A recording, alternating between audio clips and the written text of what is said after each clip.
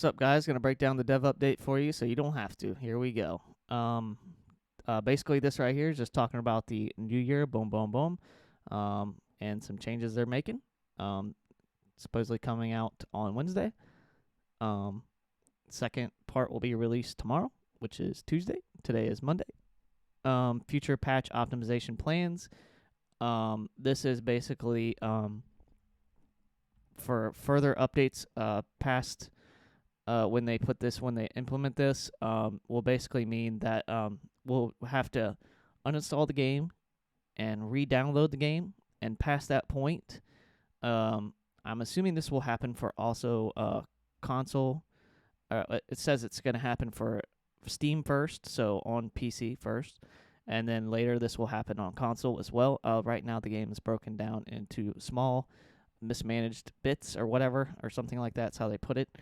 And it's kind of hard for it to be like optimized and quickly downloaded for updates and stuff like that. And when like people on PC, when we opt in to play the PTB, it takes a long time to go from PTB to live or live to PTB.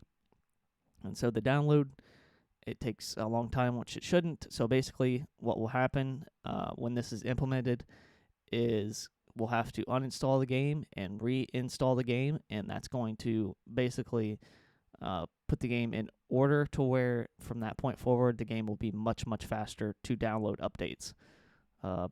Past that point, yeah, it should be much, much better downloading updates for Steam first and then console a little bit later down the road. Future matchmaking optimizations. This is basically, let's see. They're talking about stuff constantly changing, influx of new players. This is backfill. So if someone leaves the lobby, they're having issues with that. And basically, they want to make sure that when they do matchmake, if someone does leave, whether it be killer or survivor, I'm assuming, that right now it's just who they can get in the fastest. But later on down the road, they want it to be fast and also quality. So they want that player to be closer to your skill level. With SBMM being on, this is another SBMM supposed improvement. So if someone backs out in your lobby, you should get someone who's better or closer to your skill level instead of just picking any random person who could be bad or good or whatever. Disconnection handling. Disconnects, they think they can handle them better, and they want it to fairly. It says currently SBMM system doesn't handle disconnects as well as it could. We're looking to make adjustments to handle them better and make sure disconnects are treated fairly when altering someone's rating. Another SBMM change. Extended breaks. So if you leave the game for a while and you decide to come back, basically, they want to ease you back into game so you're not going to get sweats as soon as possible. Excuse me. I know I'm trying to quickly do this, but so general improvements.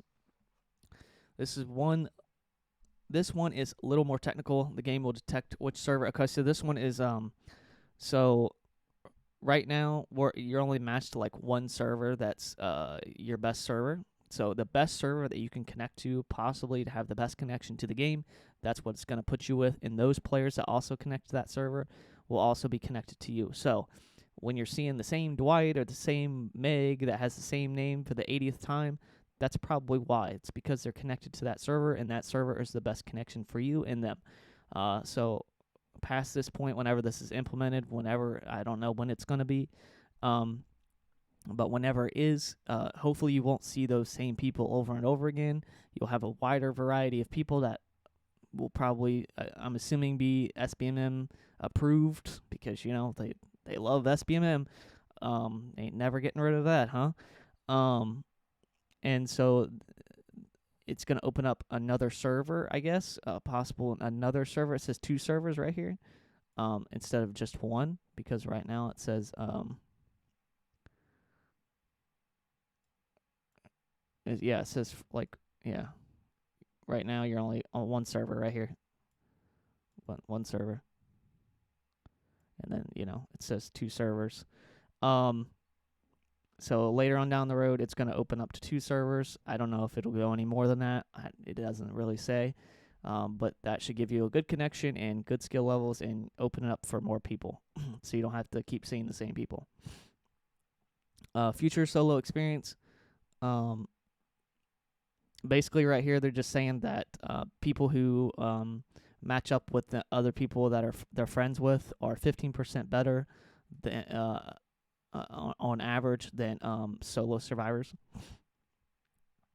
So they want to close that 15% gap.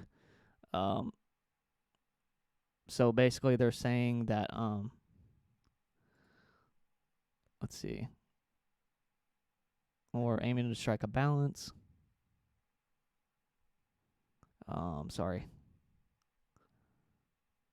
I just want to get this right. So basically this whole thing is about closing the gap. This one, it says status icon next to each survivor's portrait in the HUD that lets you know what they are doing. So basically, if you're in like Killer Shack, it's gonna say by your name that you're in Killer Shack, or like if you're on main building, then it'll say you're in main building, so people have a better idea of what you're doing. So basically, like perks like Kindred and Bond and Empathy, you won't need those really. I mean, maybe you will, but it seems like another way just to open up more slots for Survivor. Which, I mean, whatever, if that's what they want to do. New betas. This is basically just an experimental tab. I'm not sure if this is going to be on live or if you're going to have to opt into some sort of like experimental server. But it says you'll opt in and you'll be able to try something like this wiggle update right here, which is basically just them switching over the wiggle from like 8080 spam on PC and like what is it, LB RB on left bumper, right bumper on console. So this will be a wiggle skill check. You'll have to you can kind of see right there. It's kind of got it on both sides. And then this is toggle interactions, which is basically like people who don't want to hold M1 on gen.